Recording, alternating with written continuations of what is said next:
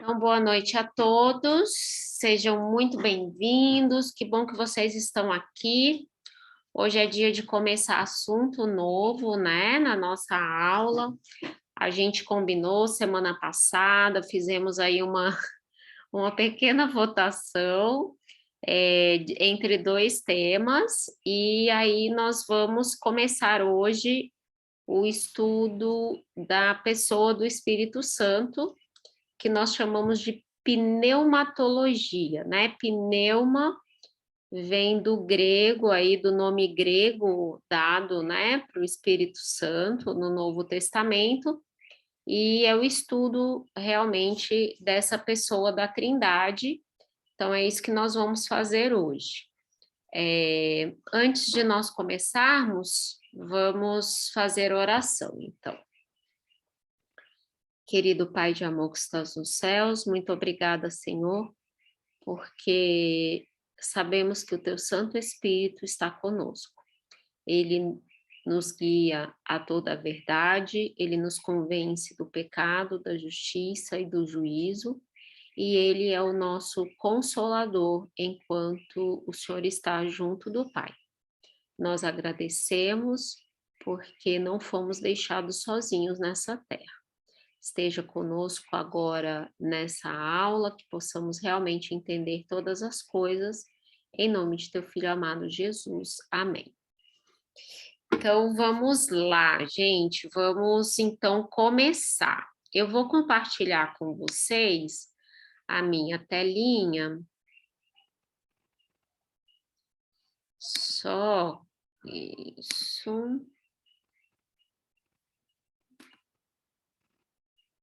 Isso. Então, a nossa tela, né, da nossa classe, a gente vai, então, fazer o estudo chamado pneumatologia, são os estudos teológicos a respeito da pessoa do Espírito Santo. Na próxima aula, vou trazer para vocês a fotinha dos dois livros que eu vou usar principalmente como base de pesquisa para as nossas aulas. Um se chama Pneumatologia e o outro se chama A Trindade.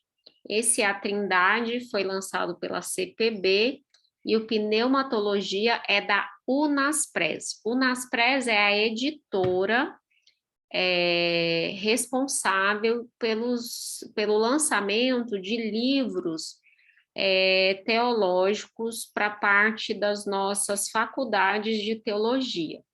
E normalmente eles são vendidos pela própria CPB mesmo aqui em Manaus, ou você pode comprar no site, né? Então são livros com conteúdo como se fosse livros didáticos para ensino superior, só que para ensino superior de teologia, né? Então a gente tem acesso a esses livros através dessa editora, tá?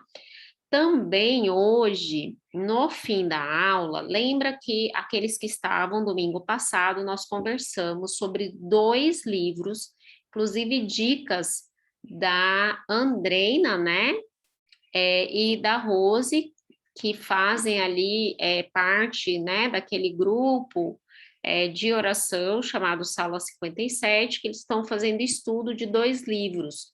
Só que esses dois livros, gente, eles são livros práticos sobre a vivência com o Espírito Santo.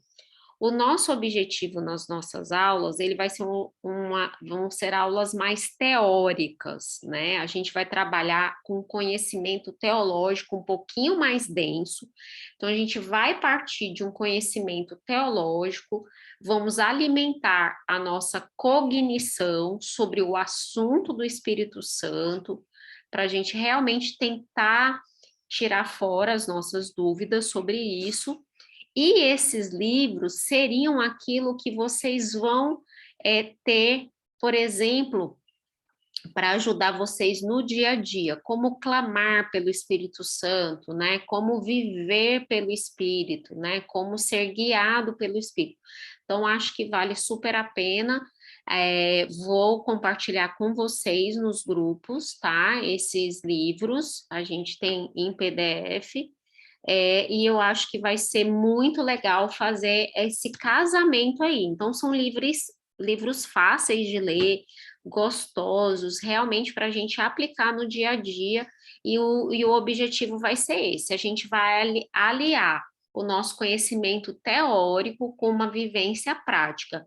E assim, a gente não vive em grupo, na prática, numa aula pelo Zoom, o clamor pelo Espírito Santo, né? Isso é uma coisa que vai ser individual nosso, de cada um, tá bom? Então, o que que nós vamos ver hoje? A nossa aula 1. Nós vamos ver a personalidade e a divindade do Espírito Santo. Por que que a gente vai ver isso, gente? É simples. A pessoa do Espírito Santo, ela é a pessoa da Trindade mais questionada dentro do mundo cristão, né? Então, no mundo cristão, existem muitos cristãos que não acreditam no Espírito Santo como sendo um ser pessoal, como sendo uma pessoa da Trindade. Então, é muito importante. Eu era adolescente, fim da década de 80, início da década de 90, eu me lembro que entrou na igreja muitos pregadores, assim, leigos, principalmente, pregando a não divindade do Espírito Santo. Então, eles eram o que a gente chama, e vocês vão encontrar esses termozinhos por aí, chamado antitrinitarianos, ou seja, eles não acreditam na Trindade, ok? E aí, muitas pessoas, inclusive, eu me lembro que na igreja pequena que eu frequentava lá em Goiânia, teve famílias inteiras que saíram da igreja porque passaram a discordar da igreja de que existe realmente o Espírito Santo como um ser pessoal, como uma pessoa da Trindade. Então, se eu quero estudar sobre o Espírito Santo, a primeira coisa que eu tenho que descobrir é: o Espírito Santo é um ser real? Então, essa é a primeira pergunta. A segunda pergunta é: ele é divino, né? Então, claro que a gente sabe que no mundo, entre as religiões, existem aquelas que não acreditam na divindade de Jesus, né? Não é o objetivo do nosso estudo. Então, como o objetivo do nosso estudo é estudar o Espírito Santo, a primeira coisa que a gente vai ver são essas questões. Seria o Espírito Santo um poder especial de Deus, ou seria ele um ser componente do que a gente chama de trindade? Lembrando que a palavra trindade não aparece na Bíblia, por isso esse é um termo tão discutido.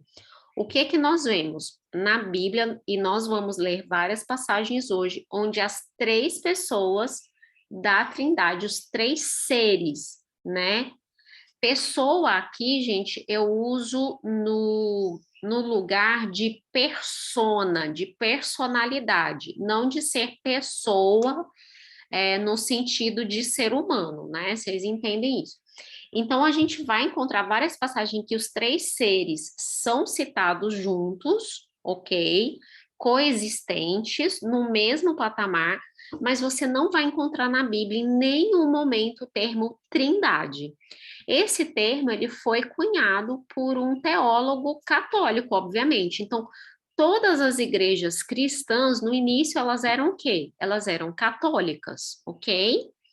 Então, há muitas coisas da base da nossa teologia, ela é uma base católica. Não é porque a igreja católica sofreu um processo de apostasia ali um pouco antes e principalmente durante a Idade Média, que todas as doutrinas é, é, que foram discutidas e lançadas por teólogos católicos estejam errados. Pelo contrário, a Igreja Católica foi a primeira igreja cristã, né, a receber realmente as revelações de Deus. Depois é que ela foi realmente se contaminando com doutrinas estranhas. Então, isso é realmente uma doutrina. E isso, inclusive, é o motivo pelo qual muitas denominações cristãs não aceitam a Trindade, né? Por quê? Porque eles dizem, é uma doutrina católica. Cá entre nós é engraçado porque eles não aceitam a Trindade por ser uma doutrina católica, mas aceitam o domingo, que é uma doutrina católica e não é bíblica, porque é aí que está a diferença. Tem problema de quem cunhou a doutrina, de quem sistematizou, porque é assim, uma doutrina ela precisa ser sistematizada. Por exemplo, a Igreja Adventista, quando começou, ela não tinha 28 doutrinas. Então, nossa doutrina não é algo estático, ela pode mudar, ok? Então, não tem problema quem sistematizou. O importante é se essa doutrina é bíblica ou não é bíblica, ok? Então, é isso que nós vamos ver aqui, né? Tá? Então, boa noite para quem está chegando. Então, nosso objetivo aqui vai ser realmente trazer essa questão, né, de quem seria, então, o Espírito Santo ou o que seria, tá? Então, a primeira pergunta é essa. O Espírito Santo é uma força divina ou um ser pessoal, né? Então, essa é a pergunta que nós vamos responder através de passagens bíblicas, ok? Então, nossa primeira passagem está lá em Mateus 12. Mateus 12, versos 31 e 32. Quem puder ajudar hoje com passagem, eu agradeço. Nós temos muitas passagens, porque isso fica mais interativo, fica até menos cansativo para vocês, para me ouvir, né? Eu vou ler essa primeira, mas depois já vou pedir para a Edilane achar a de Atos 5, tá, Edilane?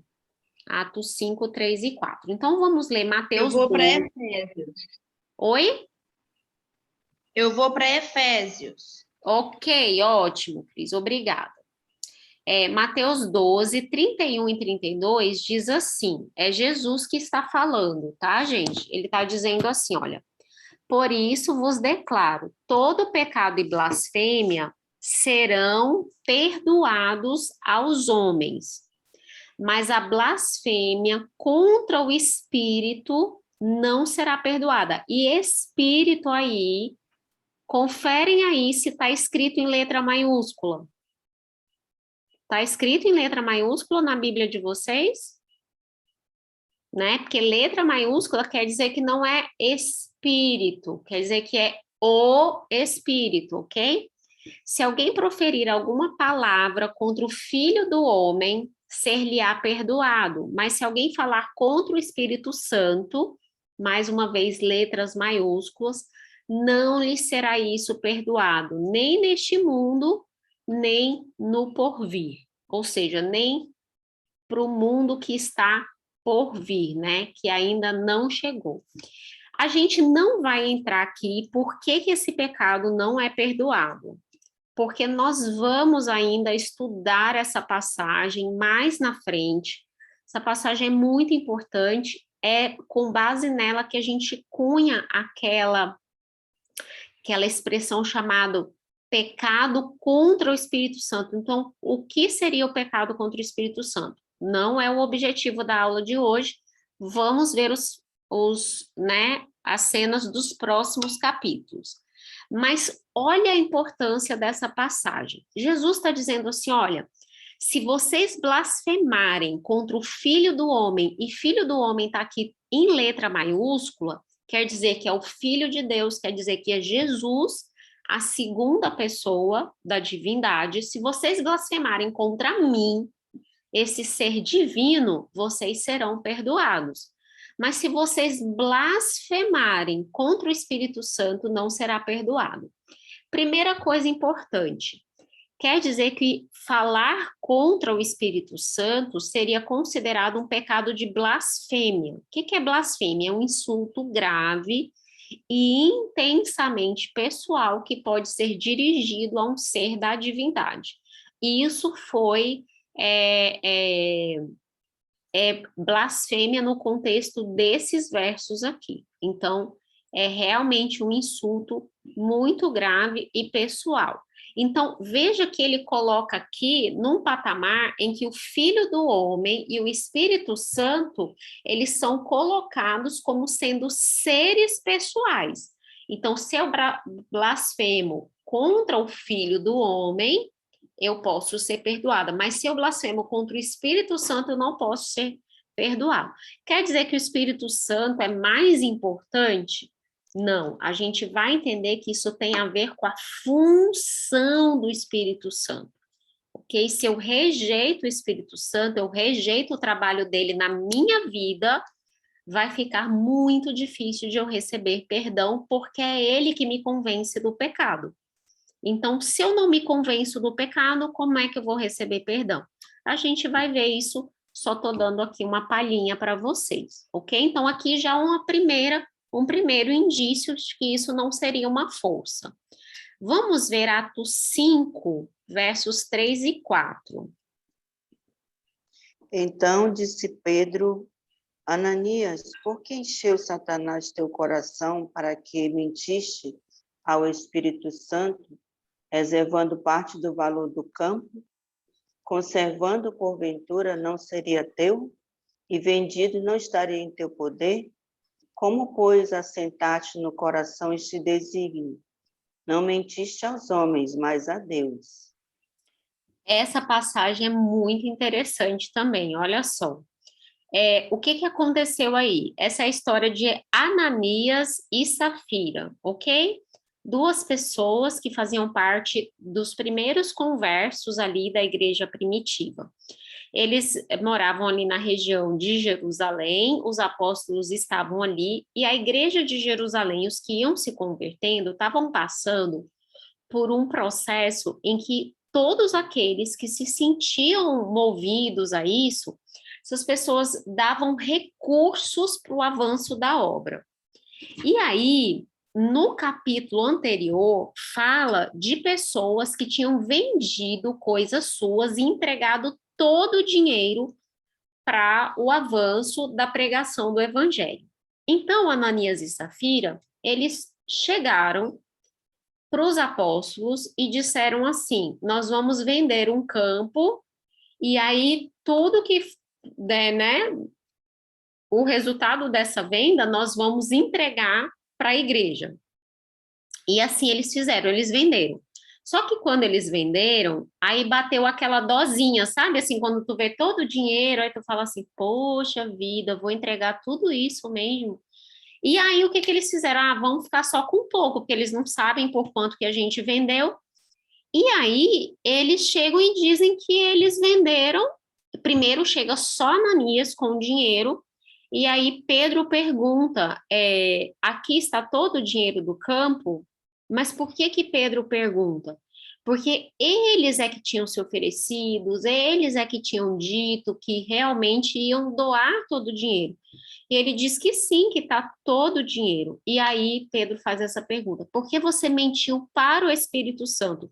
Você não mentiu para homens, você mentiu para Deus. Olha só que aí a gente faz um link da mentira, né, para o Espírito Santo, para a mentira para Deus. A gente vê que está sendo uma repetição de ideias. Por que você mentiu para o Espírito Santo? Pois não mentiste a homens, você mentiste para Deus. E aí a gente vê uma coisa interessante, porque Pedro fala assim: se vocês tivessem conservado o campo, ele não seria de vocês? Tipo, quem foi que pediu esse dinheiro para vocês? E se vocês tivessem vendido e ficado com tudo, tipo, não era de vocês mesmo? Tipo, a gente não tem nada a ver com isso. Era só falar, a gente se arrependeu, né? O certo é que ali Ananias morreu naquele exato momento, e aí recolheram o corpo dele, chegou Safira depois, e aí foram repetidas para ela as perguntas, e ela não sabia do que tinha acontecido, e ela se manteve na mentira, e ela morreu também. Certamente essa morte aqui tem a ver com Mateus 12. Por quê? Porque ao mentir para o Espírito Santo, eles se colocaram numa situação em que não haveria um arrependimento posterior do que eles tinham feito. Ou seja, pessoas egoístas que estavam usando de subterfúgios para se aparecer. O que eles queriam? Ah, a gente vende o campo, dá uma parte do dinheiro, fala que deu tudo e todo mundo vai achar que a gente é super do bem, que a gente é top demais, que a gente é desprendido, né? Que a gente é super legal, porque a gente está vendendo as nossas coisas e dando para a igreja. Então, aqui foi esse o problema, só para vocês entenderem o contexto dessa passagem. Vamos ver o que que fala lá em Efésios 4:30. Lê para a gente, Cris. Efésios 4:30. 30. 4:30. E não entristeçam o Espírito Santo de Deus, no qual 30. Efésios 4:30. Isso. E não entristeçam o Espírito Santo de Deus, no qual vocês foram selados para o dia da redenção. Muito obrigada. Olha só. Então, vejam bem, nós lemos 3 passagens. Nessas 3 passagens, nós vimos que o Espírito Santo, eu posso fazer uma blasfêmia contra ele, ok? Eu posso mentir para ele e eu posso entristecer ele. Aí a pergunta é: dá para entristecer uma força? Dá para mentir para uma força divina, uma força sobrenatural, um poder especial? Será que isso, né, é possível? A gente já começa aqui a ver que os autores bíblicos, eles atribuem características pessoais ao Espírito Santo, ok? E não características impessoais de algo que é só uma força, né? Só um poder, tá? Vamos ver aqui mais 3 passagenzinhas. Eu vou ler 1 Coríntios 12:11, e alguém já acha aí essa passagem de Romanos, né? A passagem de Romanos está dividida em 2. Primeiro do verso 14 a 16, depois o verso 26. Então, será que ele é um ser divino ou ele é uma força divina? 1 Coríntios 12:11 diz assim: mas um só e o mesmo Espírito realiza todas estas coisas, distribuindo-as como lhe apraz a cada um individualmente. Então, veja bem, eu poderia dizer assim, ó, mas um só é o poder que realiza todas essas coisas. Ok. Mas esse poder, ele distribui conforme o gosto dele, conforme a vontade dele. Então, gente, conforme lhe apraz, isso está sendo atribuído a um ser pessoal. Você percebe aqui que existe uma vontade autoconsciente.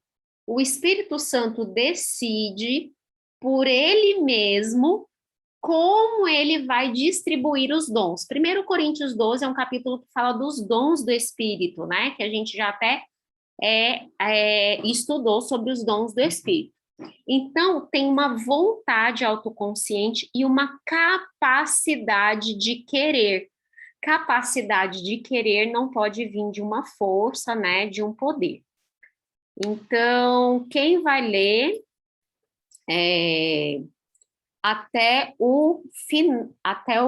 desculpa, eu estava lendo a mensagem da Sumai. Se acontecer, então, gente, de cair aí por questão de internet, fiquem tranquilos. Depois vocês podem pegar o finalzinho da aula, ou, né, da metade para frente lá no YouTube. Quem vai ler Romanos 8, de 14 a 16? Vamos lá, eu posso ler. Pode ler, então. Pois todos os que estão guiados pelo Espírito de Deus são filhos de Deus, porque vocês não receberam o espírito de escravidão, para viverem outra vez atemorizados, mas receberam o espírito de adoção, por meio do qual clamamos Abba Pai. O próprio Espírito confirma ao nosso espírito que somos filhos de Deus. Ok. Leu o 26 também? Sim. Vamos lá. 26, né? Isso. Da mesma maneira, também o Espírito nos ajuda em nossa fraqueza, porque não sabemos orar como convém, mas o próprio Espírito intercede por nós com gemidos inexprimíveis. E olha só que interessante, então, que o Antenor leu para a gente. Olha, o Espírito Santo aqui, a ele é atribuído várias ações. Ele guia, ele dá testemunho, né? Ele testifica com o nosso espírito que somos filhos de Deus, ou seja, é ele quem trabalha na minha mente dizendo, olha, você é filha de Deus, né? Você foi aceita por Deus, você foi perdoada, você foi justificada, ok? Então, ele testifica com o nosso espírito de que somos filhos de Deus. E aí, ainda mais, parte da ação dele também é o seguinte, como nós não sabemos, né, por nossas limitações, né, de conhecimento e tudo, nós não sabemos como orar, o que ele faz? Ele intercede por nós com gemidos inexprimíveis. E eu achei muito interessante, hoje lendo lá, né, esse livro, A Trindade, depois eu vou pegar a capinha, vou colocar para vocês, o autor ele pega uma frase de um outro autor que eu achei muito interessante, que ele diz o seguinte, que esses gemidos inexprimíveis mostra e denota emoção, denota que há sentimento nessa intercessão, denota que realmente há uma intenção, uma vontade, coisas que poderiam ser realmente atribuídas somente a um ser pessoal, né? Então, vamos ler 1 Coríntios agora, 2. Então, livro de 1 Coríntios, capítulo 2, os versos de 9 a 11. E aí, Paulo, escrevendo aos Coríntios, ele diz assim, olha, mas como está escrito, nem olhos viram, nem ouvidos ouviram, nem jamais penetrou no coração humano o que Deus tem preparado para aqueles que o amam. Mas Deus nos revelou isso pelo Espírito, porque o Espírito a todas as coisas perscruta, até mesmo as profundezas de Deus. Porque qual dos homens sabe as coisas do homem, senão o seu próprio Espírito que nele está? Assim também as coisas de Deus, ninguém as conhece, senão o Espírito de Deus. Então, aqui, gente, é um ser que conhece, que tem o conhecimento do divino, de algo que só Deus sabe, que só Deus entende, mas além de ter esse conhecimento, esse ser, ele transmite a revelação para nós. Ou seja, ele nos revela coisas que estão dentro do coração de Deus, de uma maneira que a gente consiga entender. Porque a gente não consegue entender o que se passa na mente de Deus, na vontade de Deus. Mas o que Paulo está dizendo é que o Espírito Santo seria este ser que é capaz de me dar essa revelação. Por exemplo, da vontade de Deus para a minha vida, do que ele deseja para mim, né? De realmente o que ele quer para o meu futuro, ok? Então, aqui a gente já começa a perceber que essas passagens todas, se você colocar aqui no meio o significado de que Espírito Santo seria só um poder, uma força sobrenatural, você vê que não se encaixa, né? Porque uma força sobrenatural, ela não tem capacidade de querer, ela não tem vontade, ela não revela, ok? E assim por diante, tá? E aí, a gente tem as passagens mais conhecidas, né, sobre o Espírito Santo. Essas passagens, gente, os capítulos 14, 15 e 16 de João, o Evangelho de João, eles são muito importantes para a gente entender sobre o ministério do Espírito Santo. Então, se vocês puderem, depois com calma, leiam o capítulo 14, 15 e 16 de João, que aí vocês vão ter um conhecimento bem legal de quais, né, da função do Espírito Santo. Vamos ler João 14, versos 16 a 18. É Jesus que está falando, os capítulos 14 a 16 são capítulos em que Jesus está falando aos discípulos já num contexto de despedida, tá? Já estava bem próximo da morte dele, ele começa a falar realmente num contexto de despedida. Então, no verso 16, ele diz assim, olha, eu rogarei ao Pai e ele vos dará outro Consolador, a fim de que esteja para sempre convosco. E o Espírito da verdade, que o mundo não pode receber, porque não o vê, nem o conhece, vós o conheceis, porque ele habita convosco e estará em vós. Não vos deixarei órfãos, voltarei para vós outros. Promessa linda de Jesus. Ele está dizendo, olha, eu preciso ir, que se eu não for o Consolador, não vai vir. Eu vou rogar ao Pai e ele vai enviar o Consolador. Só que aqui Jesus, ele usa duas palavras muito legais. A primeira palavra que João usou para escrever aqui é que Jesus falou outro Consolador. E aí, gente, existem duas palavras, ok? Para dizer outro em grego. Uma dessas palavras é allos, ok? Allos. Allos é o que está aqui nesse verso 16. Então, allos, consolador. É uma palavra grega que significa que duas ou mais coisas ou pessoas, elas são da mesma natureza, da mesma qualidade, ok? Vamos supor que você tenha deixado, esteja numa festa comigo e você serviu um pedaço de bolo para você e tem vários tipos de bolo, mas você serviu o bolo de chocolate com cobertura de brigadeiro.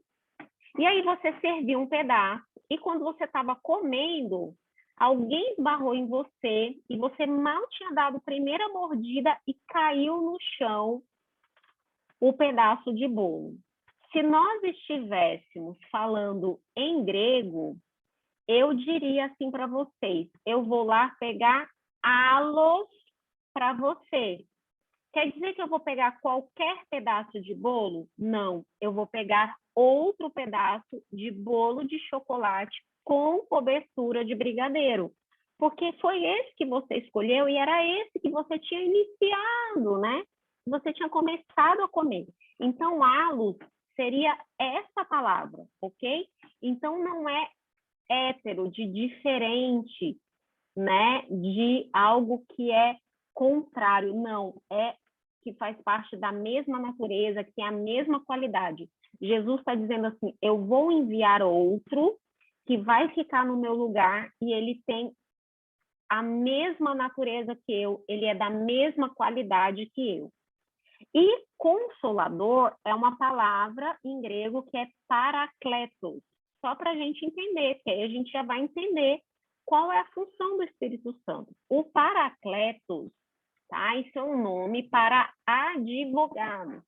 É alguém que é chamado ou convocado para estar do lado de outra pessoa, alguém que pleiteia a causa de outro diante de um juiz, é um intercessor, é um conselheiro, né? Num sentido mais amplo, é um ajudador, alguém para amparar, um assistente, alguém que presta socorro. Então, o Espírito Santo, ele era um ajudador, assim como Cristo, quando veio ao mundo, ele era, então, esse ser da Trindade que viria para ficar no lugar de Cristo, que Cristo habitou entre nós, né? E aí ele iria ao Pai, mas ele enviaria outro que iria nos ajudar, nos socorrer, e aí a gente vai ver, obviamente, mais funções do Espírito Santo. Vamos, olha, aí na continuidade, olha o verso 26 de João 14, a gente está em João, tá? Aqui entra uma coisa bem interessante, que aí é de quem estuda o grego, a pessoa vai entender, tá? Mas aí a gente está aqui para aprender, né? Eu também aprendi hoje isso. Verso 26 de João 14, diz assim: mas o Consolador, o Espírito Santo, a quem o Pai enviará em meu nome, esse, prestem atenção, né, nesse pronomezinho, vos ensinará todas essas coisas e vos fará lembrar de tudo que vos tenho dito. Esse, lá, capítulo 15, verso 26, uma passagem muito parecida. Capítulo 15, verso 26. Vira aí a página, diz o seguinte: quando, porém, vier o Consolador, que eu vos enviarei da parte do Pai, o Espírito da verdade que dele procede, esse dará testemunho de mim. Qual a importância dessa palavra, esse pronomezinho esse? Gente, no grego, essa palavra é ekeinos, tá? E esse ekeinos é um pronome masculino, tá? Um pronome masculino. Então, se é um pronome masculino, ele é um pronome pessoal, não pode ser de força, não pode ser de poder. Eu não posso estar falando de algo que seja uma força etérea. Uma força etérea não ganha um pronome pessoal, ok? Uma regra, né? Então, no grego também é assim. Então, no grego, o pronome ekeinos, tá? Ele só é atribuído a um ser pessoal. E aqui, no caso, é deixado claro de que é no masculino, né? Então, a gente vai aqui entendendo quando os escritores bíblicos usaram determinadas palavras, gente, não é por acaso. Você vai escrever uma redação, simples que seja, se você vai escrever um livro, uma tese, né? Um trabalho de conclusão de curso, você vai usar qualquer palavra? Não, você vai escolher as palavras corretas. Você vai usar um pronome por engano? Não, imagina, né? No meio da coisa, você está falando de uma força e você usa um pronome pessoal, o professor vai falar assim: olha, você cometeu aqui um erro de português. E a gente vê isso. Só que aí a gente vai ler agora, lá em João 16, eu queria que alguém lesse para mim. Pode ser você, Dilane, dos versos, João 16, do 7 até o 14. Prestem atenção quantas vezes são usados pronomes pessoais e atividades próprias de um ser pessoal nessas passagens. Vejam se essas passagens poderiam estar falando de alguma força, alguma coisa assim. Então, João 16, do verso 7 até o 14. Mas eu vos digo a verdade. Convém-vos que eu vá, porque se eu for, o Consolador, se eu não for, o Consolador não virá para vós outros. E se, porém, eu for, eu vou-lo enviarei. Quando ele vier, convencerá o mundo do pecado e da justiça e do juízo. Do pecado, porque não crê em mim. Da justiça, porque vou para o Pai e não me vereis mais. Do juízo, porque o príncipe deste mundo já está julgado. Tenho ainda muito que vos dizer, mas vós não podereis suportar agora. Quando vier, porém, o Espírito da verdade, ele vos guiará a toda a verdade, porque não falará por si mesmo, mas dirá tudo o que tiver ouvido e vos anunciará as coisas que hão de vir. Ele me glorificará, porque há de receber do que é meu, e vou-lo há de anunciar. Tudo quanto o Pai tem é meu, por isso é que vos disse que há de receber o que é meu, e vou-lo há de anunciar. Muito Mas, obrigada, Edilane. Não, só até aí, Edilane. Obrigada. Gente, vocês perceberam quantas vezes aparece ele? Ele vier, ele convencerá, né? Ele vos guiará a toda a verdade, ele me glorificará, ele não falará de si mesmo.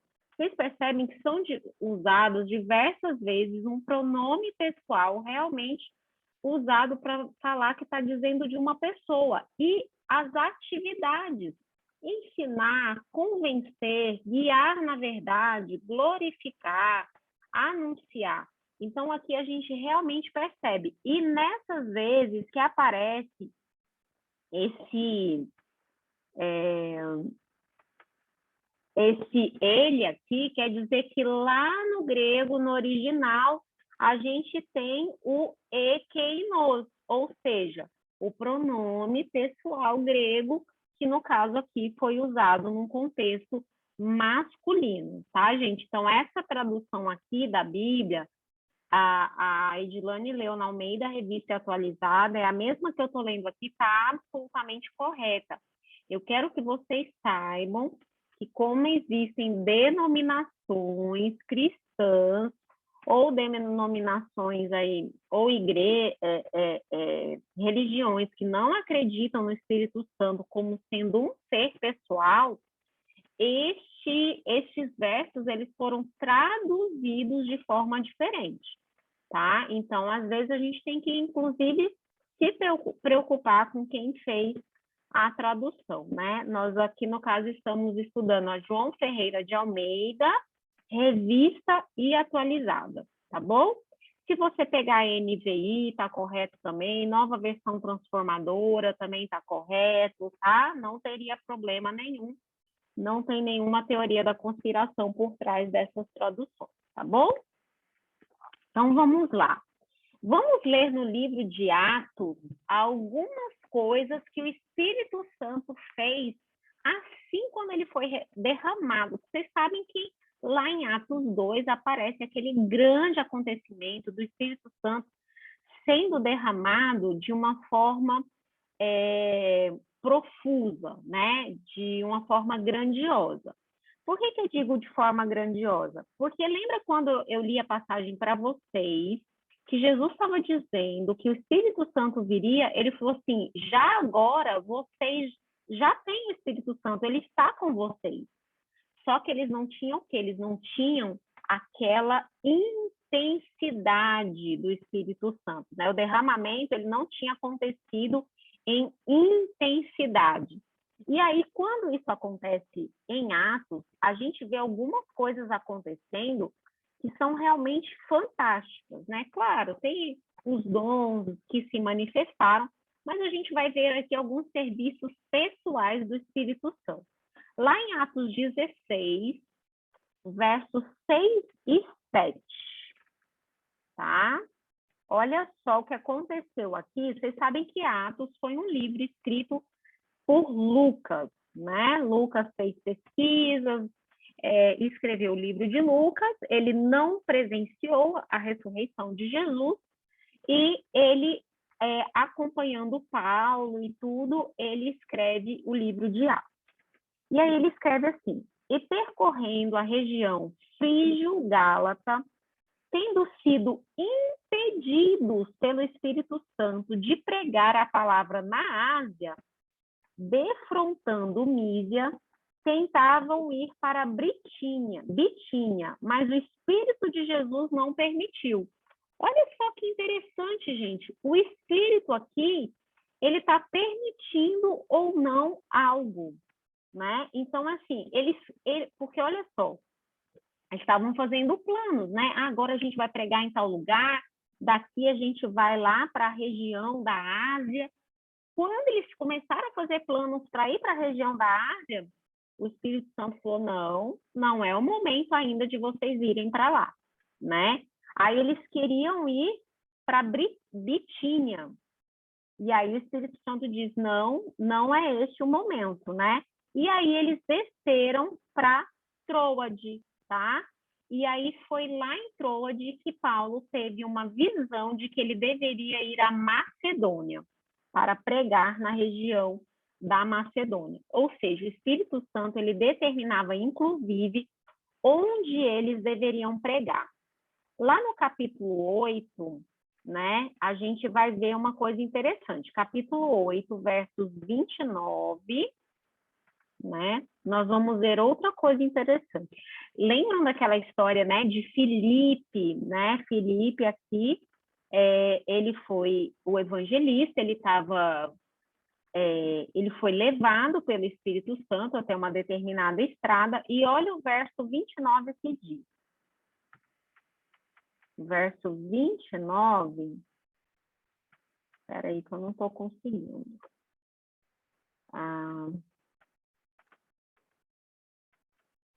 Isso. Então disse o Espírito a Felipe: aproxima-te deste carro e o acompanha. Então aqui você vê o Espírito Santo falando com Felipe. Isso também acontece lá em Atos 13, verso 2. Atos 13, verso 2.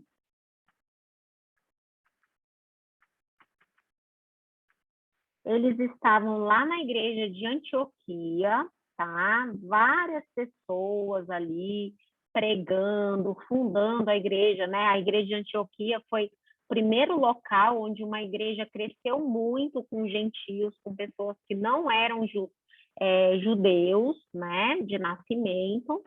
E aí, em determinado momento, vários homens estavam ali, e aí diz assim: e servindo eles ao Senhor e jejuando, disse o Espírito Santo: separai-me agora Barnabé e Saulo para a obra a que os tenho chamado. Ou seja, Saulo e Barnabé não vão ficar aqui com vocês. Eu tenho uma obra para eles. E aí o Espírito Santo falou com aqueles homens. Assim como ele falou com Filipe, ele falou com aqueles homens lá na igreja de Antioquia. Vamos ver outra ação do Espírito Santo em Atos 15, verso 28.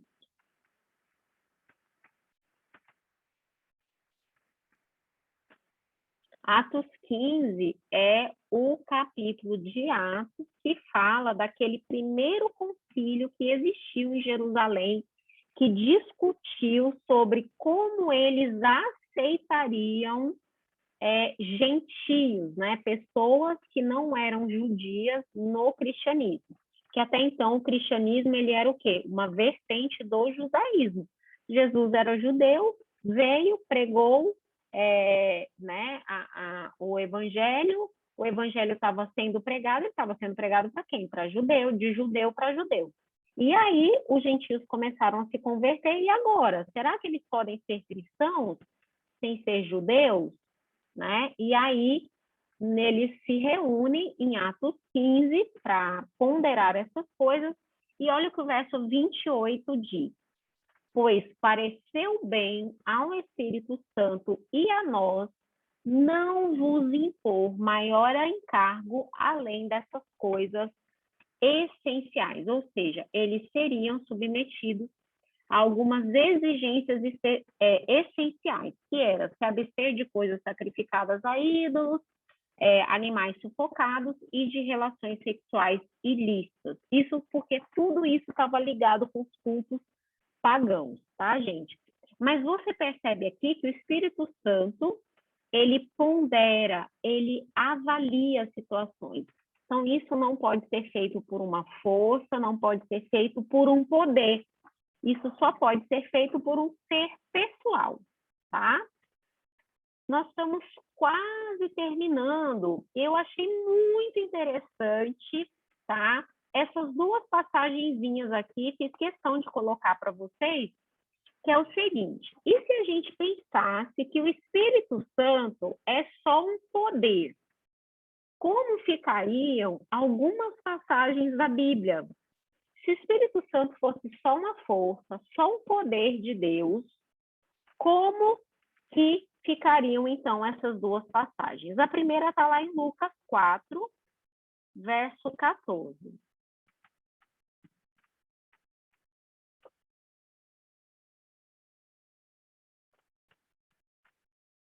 Diz assim, olha, então Jesus, no poder do Espírito, regressou para a Galileia, e a sua fama correu por toda a circunvizinhança, e ensinava na sinagoga, sendo glorificado por todos. Né? Li o 15 só para a gente completar aqui a ideia. Então, Jesus no poder do Espírito.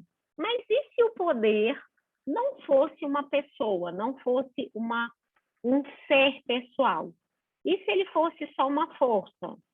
E se ele fosse só um poder? Então, ficaria assim, Jesus, no poder do poder, regressou para a Galileia. Você percebe que seria tipo uma frase, vixe, que frase é essa? Não faz sentido, tá? Então, você vê aqui que o poder do Espírito Santo, né? O poder do Espírito Santo estava sobre Jesus e ele sai para pregar, porque Jesus aqui ele era 100% humano, ele precisava do poder do Espírito Santo para realmente fazer o seu ministério, para cumprir o seu ministério. Lá em Atos 10, vamos lá para Atos de novo, Atos 10, 37 e 38. Perceberam que hoje a gente está usando só passagens do Novo Testamento?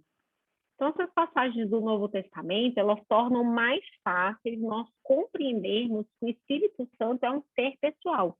Tem gente que até acha que o Espírito Santo praticamente não é citado no Antigo Testamento.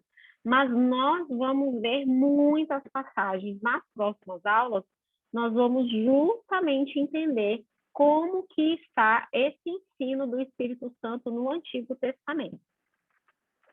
Então, olha o verso 37 e 38 de Atos 10.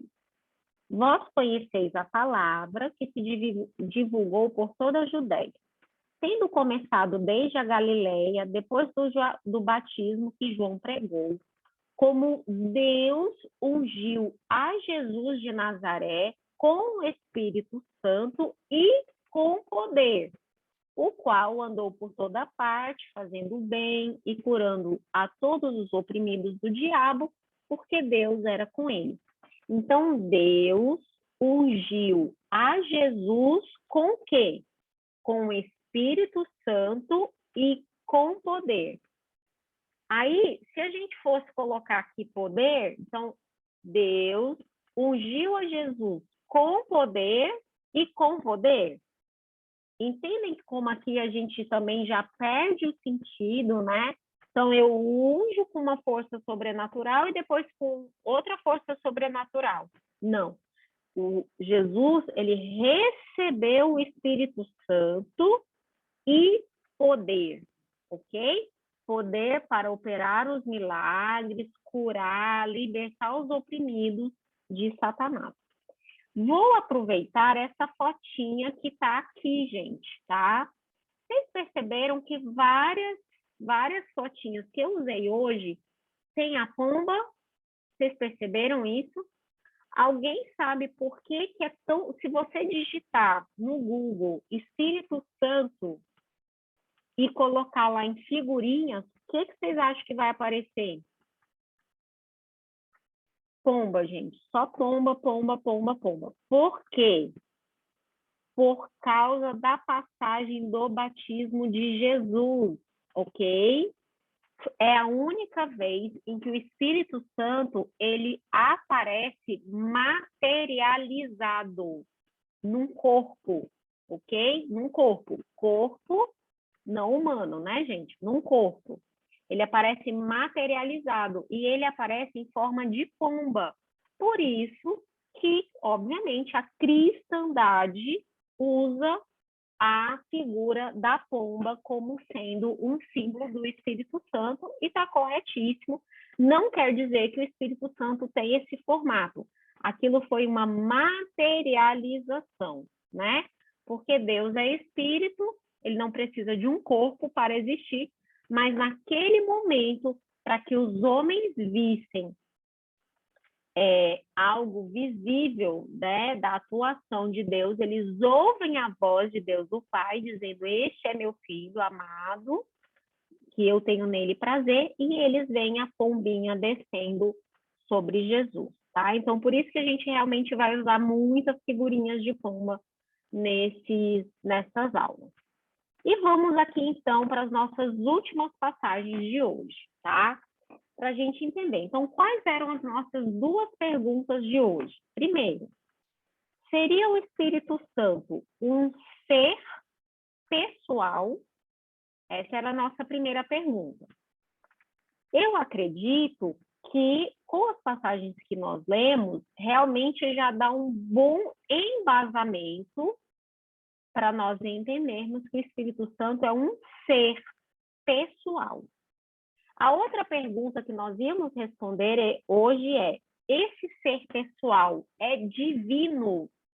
Ok? E aí nós vamos usar algumas passagens. Nós não vamos esgotar a divindade, ok? Do Espírito Santo com essas passagens. É só já para a gente ter um vislumbre disso, ok? Então, vamos lá para passagens que colocam o Pai, o Filho... Ixi, gente, olha aqui, está em minúsculo. Misericórdia. Pronto. Colocam o Pai, o Filho e o Espírito Santo nessas passagens em pé de igualdade em um relacionamento coordenado, tá? Vamos lá. Então, 1 Coríntios 13:13. Vou ler essa. Pode? Vixe. Não, peraí que está errado. Pois é. A passagem tô... está errada. Deixa eu ver se é o segundo. 2 Coríntios, gente, não é primeiro. É 2 Coríntios 13:13. Eu pensei disso. Pode ler sim, Edilane. A graça do Senhor Jesus Cristo e o amor de Deus e a comunhão do Espírito Santo sejam com todos vós. Então, isso aqui, gente, é uma bênção apostólica de Paulo, ok? Para os irmãos da igreja de Corinto, no fim da carta dele. Ele já fez as despedidas, ele já deu as saudações, as recomendações, e aí ele procede uma bênção escrita. E aí ele fala: a graça do Senhor Jesus Cristo, ou seja, ele coloca, né, aí o Jesus ligado a algo, o amor de Deus o Pai e a comunhão do Espírito Santo sejam com todos. Você percebe que ele coloca em pé de igualdade cada ser da Trindade como podendo derramar sobre eles algo especial. Então, de Jesus, eles estavam recebendo a graça, porque foi Jesus que tinha morrido por eles. De Deus o Pai, eles recebiam amor, porque a gente tem aquela passagem: vede com que amor nos amou Deus, tendo enviado o seu Filho, né? E a comunhão do Espírito, ele é aquele auxiliador, né, que faz a comunhão entre os irmãos. E aí você percebe que os três estão na mesma passagem, realmente num pé de igualdade. Mateus 28:19 também é outra passagem que a gente vê isso, e é uma passagem muito conhecida, né? Muito conhecida mesmo. Eu vou ler. Pode ler. Ide, portanto, fazei discípulo de todas as nações, batizando-as em nome do Pai, do Filho e do Espírito Santo. Percebe, gente? Tenho que comentar nessa passagem. Eu vou batizar em nome de quem? Deus Pai, Deus Filho e de uma força sobrenatural? Não. Você percebe aqui que nós temos um pé de igualdade, né? Deus Pai, Deus Filho e Deus Espírito Santo, e é assim que nós somos batizados até hoje. Então, nós temos as 3 pessoas da Trindade num relacionamento coordenado nesse verso também. Lá em 1 Ellen, Coríntios... Oi. essa passagem aí, eu me lembro quando o pastor vai batizar as pessoas, né? Ele fala, eu, como ministro do Evangelho, te batizo em nome do Pai, do Filho e do Espírito Santo. É isso mesmo. Então, você vê que isso é usado até hoje, né? Realmente, pelo menos entre os pastores adventistas, né? Todo batismo ele é feito com essas palavras, né? Lá em 1 Coríntios 12, que no início da aula a gente pegou lá, né, um versinho, 1 Coríntios 12 é o capítulo que está falando dos dons, né, do Espírito, da unidade da igreja. E aí nós vamos ler os versos de 4 a 6, e olha só como esses versos colocam. Ora, os dons são diversos, ou seja, dons existem muitos, mas o Espírito é o mesmo. E também a diversidade nos serviços, mas o Senhor, e aqui Senhor está com letra maiúscula, o Senhor é o mesmo. E a diversidade nas realizações, mas o mesmo Deus é quem opera tudo em todos. Então, olha só, Paulo está dizendo assim, os dons são muitos, mas o Espírito é só um. Os serviços são muitos, mas o Senhor, e aqui esse Senhor é Jesus, tá? Porque Jesus que é chamado assim de Senhor no Novo Testamento, mas Jesus é o mesmo. E as realizações são muitas, mas Deus é o mesmo. Vocês percebem que aqui a gente tem o Espírito é o mesmo, Jesus é o mesmo e Deus é o mesmo. Mas eu tenho diversidade de dons, diversidade de serviços e diversidade de realizações. Mas os seres da Trindade são os mesmos que operam tudo em todos, ok? Então, é disso que essa passagem está falando. E vamos ler também uma passagem de Pedro, que hoje a gente leu muito a passagem de Paulo. Pedro, capítulo 1, verso 1 e 2. É a primeira cartinha de Pedro aos cristãos, tá? Primeira cartinha que a gente tem na Bíblia, né, gente? A gente não sabe se teve outras que não entraram na Bíblia. Então, ele fala assim, olha, Pedro, apóstolo de quem? De Jesus Cristo, aos eleitos que são forasteiros da dispersão, no Ponto, na Galácia, na Capadócia, na Ásia, na Bitínia. Então, vocês que ficaram preocupados do evangelho não ter sido pregado lá na Bitínia, porque o Espírito Santo não deixou Paulo ir naquela viagem, fiquem tranquilos que aí Pedro, anos depois, está escrevendo para os cristãos da Bitínia. Eleitos, quem são esses cristãos? São eleitos segundo a presciência de Deus Pai, em santificação do Espírito, para a obediência e a aspersão do sangue de Jesus Cristo. Graça e paz nos sejam multiplicados. Vocês percebem que Pedro aqui, ele faz aquela mesma relaçãozinha que Paulo faz naquela bênção lá de 2 Coríntios 13, 13. Então, vocês foram eleitos pela presciência de Deus, o Pai, vocês foram santificados no Espírito e receberam, né? Aí, para quê? Para que vocês fossem obedientes de acordo com a aspersão do sangue de Jesus, ou seja, pela justiça de Cristo é que a gente consegue. Então, vocês percebem aqui por essas 4 passagens que nós temos aqui, então,